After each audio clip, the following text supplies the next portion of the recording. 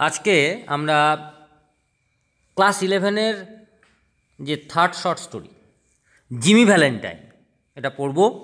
দেখো কি লেখা আছে, জিমি ভ্যালেন্টাইন, নিচে কি লেখা আছে, কে লিখেছেন? ও হেনরি। ও হেনরি অ্যাকচুয়াল ওনার কিন্তু পেন নেম। ওনার অরিজিনাল যে নামটা দেখো লেখা আছে লাল কালি দিয়ে একদম নিচে, উইলিয়াম সিডনি পটার। তাহলে ও হেনরির পুরো নাম হচ্ছে উইলিয়াম সিডনি পটার। আর একটা জিনিস একটু লিখে নাও, জিমি ভ্যালেন্টাইনের নামের পাশে লিখে নাও রিট্রাইভড রিফরমেশন, অর্থাৎ পুনরুত্থানের গল্প, মানে এই গল্পটার আর একটা নাম। ও হেনরির যেটা অরিজিনাল যে স্টোরিটার নাম হচ্ছে রিট্রাইভড রিফরমেশন। অনেকে মানে উনি ওটা পরে উনি নিজেও এটার নাম দিয়েছেন জিমি ভ্যালেন্টাইন, যেহেতু জিমি ভ্যালেন্টাইন বলে একটা ক্যারেক্টার, তার পুনরুত্থানের গল্পটা এখানে বর্ণনা করা আছে। কি বলছে দেখো একটুখানি লেখক পরিচিতিটা দেখে নিই। Popularly known as O Henry was a noted short story writer from the United State of America. ওনার বাড়ি হচ্ছে আমেরিকা যুক্তরাষ্ট্রে। His famous short story collections include cabbages and kings, তারপরে the trimmed lamp and the gentle grafter. এবারে এর পরে একটা line বলছি, সেটাকে একটু দাগিয়ে নাও লেখক পরিচিতির সেকেন্ড প্যারাতে।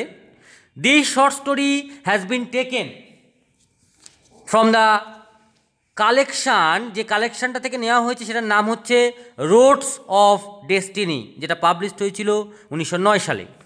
তাহলে জিমি ভ্যালেন্টাইন গল্পটা কোথা থেকে নেওয়া হয়েছে? Rhodes of destiny. আর আমাদের কিছু না বলে সরাসরি মানে কিছু না পড়ে আমরা সরাসরি গল্পটাতে চলে গেলেই ভালো হবে। কি বলছে দেখো একদম গল্পের স্টার্টিং। গার্ড, একজন রক্ষী, কেম আসলো to the prison shoe shop, জেলের জুতো দোকানে। অবাক হয়তো হবে শুনলে অনেকেই যে জেলের মধ্যে আবার জুতো দোকান কোথা থেকে আসে।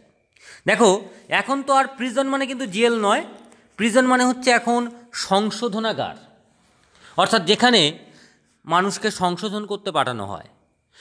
এই পৃথিবীতে এমন কোনো মানুষ নেই যে ভুল করেনি। কেউ একটু বেশি করে ভুল করে, কেউ একটু কম করে ভুল করে। যারা একটু বেশি ভুল করে তাদেরকে বাড়িতে আর সংশোধন করা যায় না, যেটা আমি তোমাদের অনেকের ভবিষ্যতে দেখতে পাচ্ছি। তো তাদেরকে কি করতে হয়? সংশোধনাগারে যেতে হয়। এবার সংশোধনাগারে যাওয়া মানে কি, তাদের সংশোধন করতে হলে কি তাদেরকে আমরা যেমন দেখেছি বিভিন্ন মুভিতে উল্টো করে ঝুলিয়ে ধরে পেটাচ্ছে, এইভাবে কিন্তু সংশোধন মোটেও হয় না। তাদেরকে কি করা হয়? বিভিন্ন কাজের মধ্যে ব্যস্ত রাখা হয়, যার মাধ্যমে তারা কি করে, তাদের খারাপ সত্তাটাকে আস্তে আস্তে চলে যায় এবং ভালো সত্তাটা আস্তে আস্তে উঠে আসে। তো যদি কারোর আমাদের এখানে যে আলিপুর যে সেল আছে ওখানে যদি কারোর যাওয়ার সুযোগ হয় পরবর্তীকালে, হ্যাঁ মানে যে প্রিজন আছে, যে প্রিজন আছে মানে যেখানে হচ্ছে সংশোধনাগার আর কি আছে আমাদের আলিপুরে, সেখানে যদি কারোর কোনো দিন যাওয়ার সুযোগ হয়, তো দেখতে পাচ্ছি অনেকের ফিউচার, যদি কখনো যাওয়ার সুযোগ হয় ওখানে দেখতে পারবে যে অনেক ধরনের কাজের ব্যাপার আছে। তুমি যে কাজটা হচ্ছে পছন্দ করো সে কাজে তুমি করতে পারো। তো এখানে আমরা কি দেখছি তাহলে আবার একটু পড়ি। গার্ড, একজন রক্ষী, কেম আসলো to the prison shoe shop, জেলের জুতো দোকানে, অর্থাৎ সরি ভুল বললাম, সংশোধনাগারে জুতো দোকানে। হোয়ার, যেখানে জিমি ভ্যালেন্টাইন মানে যার নাম দিয়ে আমাদের গল্প অর্থাৎ আমাদের গল্পের নায়ক, ওয়াজ অ্যাসিডিয়াসলি কথাটা দেখো নিচে লেখা আছে। অ্যাসিডিয়াসলি হচ্ছে টায়ারলেসলি, অর্থাৎ অক্লান্তভাবে, ওটা দাগিয়ে নাও, অক্লান্তভাবে স্টিচিং সেলাই করছিল আপার্স, অর্থাৎ জুতোর ওপরের অংশটা। অ্যান্ড এসকর্টেড হিম, তাকে ধরে নিয়ে যাওয়া হলো বা পাহারা দিয়ে নিয়ে যাওয়া হলো টু দ্য ফ্রন্ট অফিস, সামনের অফিসে। তাহলে বোঝা যাচ্ছে কে নিয়ে গেল তাকে ধরে? গার্ড যে এসেছিল। দেয়ার, সেখানে দ্য ওয়ার্ডেন মানে হচ্ছে যে সংশোধনাগারকে যে রক্ষা করে আর কি, মানে বলা হয় তোমার হচ্ছে অনেকে বলে জেলার, অনেকে বলে কারাধ্যক্ষ, যা ইচ্ছা তোমরা তাই বলতে পারো। সেখানে সেই ওয়ার্ডেন অর্থাৎ কারাধ্যক্ষ হ্যান্ডেড জিমির হাতে তুলে দিল হিজ পার্ডন, তার ক্ষমাপত্র, অর্থাৎ তাকে ক্ষমা করে দেওয়া হয়েছে, তাকে আর জেলে রাখা হবে না। এবং হুইচ হ্যাড বিন সাইন্ড, যেটা সিগনেচার করে রাখা হয়েছিল দ্যাট মর্নিং, ওই দিন সকালবেলায়, by the governor. Actual governor মানে রাজ্যপাল, তো এখানে আমরা গভর্নরও বলতে পারি। তাহলে গভর্নরের দ্বারা সই করা হয়েছিল তার ক্ষমাপত্রটা ওই দিন সকালবেলা, এবং সেই ক্ষমাপত্র কার হাতে তুলে দিল? জিমির হাতে। এবং কে তুলে দিল? ওয়ার্ডেন। জিমি টুক ইট, জিমি এটাকে নিল in a tired kind of way, একদম ক্লান্ত ভঙ্গিতে। টায়ার্ড মানে ক্লান্ত, কাইন্ড মানে ধরনের, অপ ওয়ে মানে ভঙ্গিতে বা ভাবে, তার মানে তার একদম নেওয়ার ইচ্ছে নেই। বলছে হি হ্যাড সার্ভ, সে জেলে, সার্ভ মানে এখানে সাজা ভোগ করা আর কি, সে জেলের সাজা ভোগ করে আসছে নিয়ারলি প্রায় 10 months, 10 মাস, অফ আ 4-year সেন্টেন্স। 4 বছরের তার দণ্ড হয়েছিল, সেন্টেন্স মানে দণ্ড।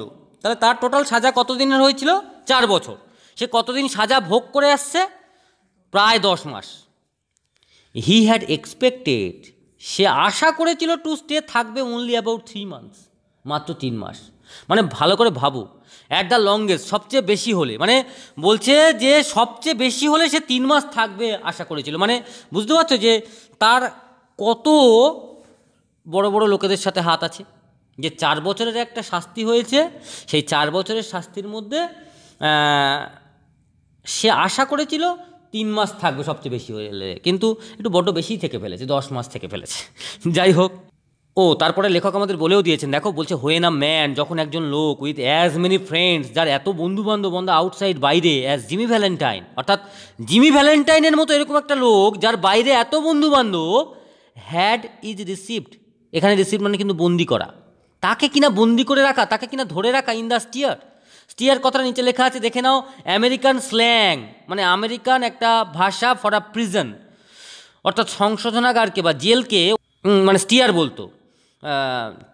স্ল্যাং মানে হচ্ছে ভাষা, American slang for a prison, মানে তারা হচ্ছে আমেরিকানরা হচ্ছে বাজে ভাষায় জেলকে স্টিয়ার বলতো। তাই বলছে যে তাকে কিনা জেলের মধ্যে বন্দি করে রাখা, ইট ইজ হার্ডলি ওর্থওয়াইল।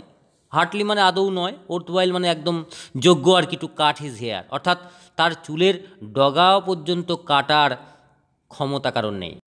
তো বলছে নাও ভ্যালেন্টাইন, এই যে এখন ভ্যালেন্টাইন, সেট দ্য ওয়ার্ডেন, কারাধ্যক্ষ বলল, you will go out in the morning, তুমি তো সকালবেলা বেরিয়ে যাচ্ছ। তো ব্রেস আপ, ব্রেস আপ কথাটা নিচে লেখা আছে, ভালো করে দাগ দিয়ে নাও। প্রিপেয়ার অর্থাৎ প্রস্তুত হও, নিজেকে তৈরি করো। And make a man of yourself, এবং নিজেকে একজন ভালো মানুষ হিসেবে তৈরি করো। বলছে you are not a bad fellow at heart, বলছে ইউ আর নট, তুমি তো নও আ ব্যাড ফেলো, খারাপ লোক, অ্যাট হার্ট, মনের দিক থেকে তুমি কিন্তু খারাপ লোক মোটেও নও। স্টপ ক্র্যাকিং শেপস, বলছে ভাঙা বন্ধ করো। কি ভাঙা বন্ধ করো? শেপস, সিন্দুক ভাঙাগুলো, সিন্দুক টিন্দুক ভাঙা বন্ধ করো। অ্যান্ড লিভ স্ট্রেট, সোজাসুজি বাঁচো।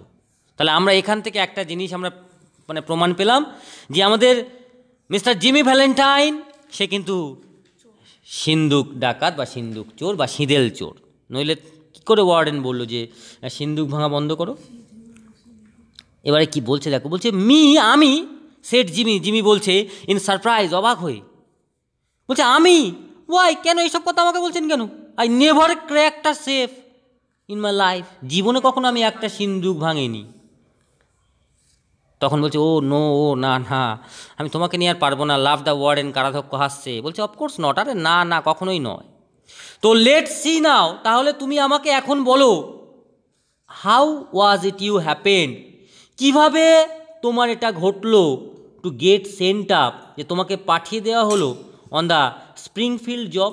স্প্রিংফিল্ড হচ্ছে একটা জায়গার নাম, অর্থাৎ স্প্রিংফিল্ডের কাজে তোমাকে সেন্ট আপ মানে এখানে পাঠানো হলো বলতে ওই গড়াদের পেছনে, অর্থাৎ জেলের মধ্যে তোমাকে তাহলে বন্দি করা হলো কেন ওই স্প্রিংফিল্ডের কাজে? এখান থেকে কিন্তু প্রশ্ন পড়তে পারে যে স্প্রিংফিল্ড একটা কিসের নাম? একটা জায়গার নাম।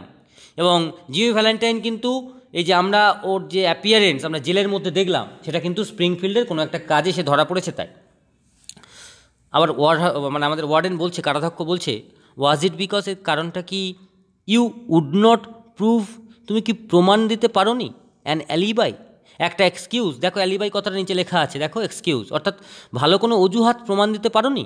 ফর ফিয়ার, এই ভয়ে, অফ কম্প্রোমাইজিং সামবডি, মানে কারোর সাথে আপোষ করার ভয়ে। কাদের সাথে আপোষ করার ভয়ে? In extremely high tone society, যারা কিনা প্রচণ্ড উচ্চ শ্রেণীর কোনো একটা মানুষ, তাদের সাথে আপোষ করার ভয়ে কি তুমি কোনো রকম কোনো অজুহাত দেখাতে পারো নি? অর নাকি ওয়াজ ইট সিম্পলি, এটা ছিল একটা সাধারণ কেস, এই যে কেসটা তোমার যে নিয়েছিল অফ আ মিন ওল্ড জুরি, জুরি মানে একটা জুরি বেঞ্চ, মানে যে সমস্ত বিচারকদের একটা বেঞ্চকে বলা হয় জুরি। বলছে যে তোমার কেসটা নিম্নমানের জুরি একটা নিয়েছিল, দ্যাট হ্যাড, যার কারণে ইট ইন ফর ইউ, তোমার আজকের এই অবস্থা। It's always one or the other, তাই না? বলছে সব সময় কেউ না কেউ থাকে, তাই না, উইথ ইউ ইনোসেন্ট ভিকটিম, যার জন্য তুমি আজকের সরল সাদাসিধে শিকার হও। তুমি একটা সরল সাদাসিধে মানুষ, কেউ না কেউ থাকে, তোমার আজকের এই তুমি তাদের শিকার হয়ে পড়ো। আবার আমাদের সেই নাটকবাদ জিমি কি বলছে দেখো, বলছে আমি সেট জিমি বলছে, স্টিল তখনও পর্যন্ত ব্ল্যাঙ্কলি নির্বিকারভাবে ভার্চুয়াস, সাধু সাজার চেষ্টা করছে। বলছে ওয়াই ওয়ার্ডেন, কেন কারাধ্যক্ষ? I never was in Springfield in my life, জীবনে কখনো আমি, ভার্চুয়াস মানে হচ্ছে সাধু সাজার চেষ্টা। বলছে ওয়াই ওয়ার্ডেন, কেন কারাধ্যক্ষ? I never was in Springfield, বলছে ইন মাই লাইফ, জীবনে কখনো আমি স্প্রিংফিল্ডে আমি যাইনি কখনো, মানে সে জীবনে কখনো একটাও সিন্দুক ভাঙেনি, সে জীবনে কখনো স্প্রিংফিল্ডের ওখানে যায়নি, মানে নাটক করছে আর কি।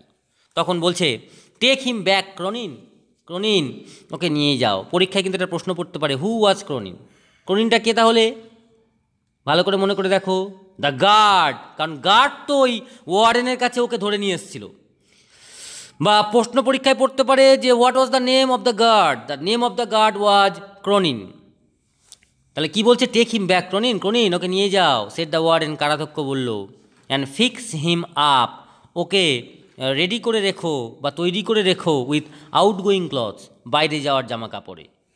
এটা তোমাদের এক্সপিরিয়েন্সও হতে পারে পরবর্তীকালে, তোমরা যদি কেউ জেলে যাওয়ার সুযোগ পাও, দেখবে ওখানে একটা স্কুলের মতো একটা ইউনিফর্ম তোমাদেরকে দেওয়া হবে, এবং তোমাদেরকে ওটা পরেই সেখানে থাকতে হবে। যখন আবার বাইরে মানে ভালো হয়ে তোমরা সংশোধিত হয়ে আবার যখন বাইরে বেরিয়ে আসবে, তোমাদেরকে আবার আউটগোয়িং ক্লথ তোমাদেরকে দেওয়া হবে। এখানেও তাই বলছে, আনলক হিম, ওকে ছেড়ে দিও। ভালো করে পয়েন্ট করে রাখবে, অ্যাট 7, ঠিক 7টার সময় ইন দ্য মর্নিং, সকাল 7টার সময় ওকে ছেড়ে দিও।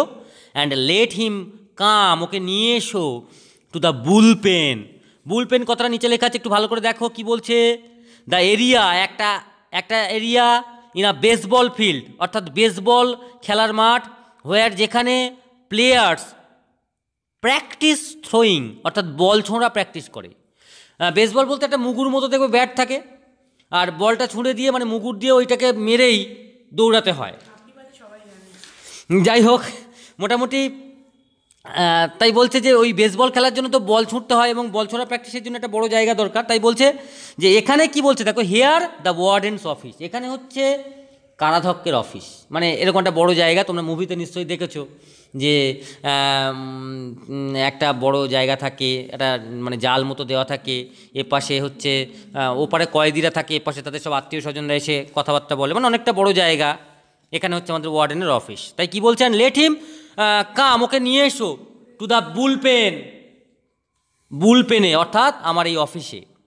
তারপরে বলছে বেটার থিং, ভালো করে ভাবনা চিন্তা করো, ওভার মাই অ্যাডভাইস ভ্যালেন্টাইন, আমার এই উপদেশ সম্বন্ধে একটু ভালো করে চিন্তা ভাবনা করো।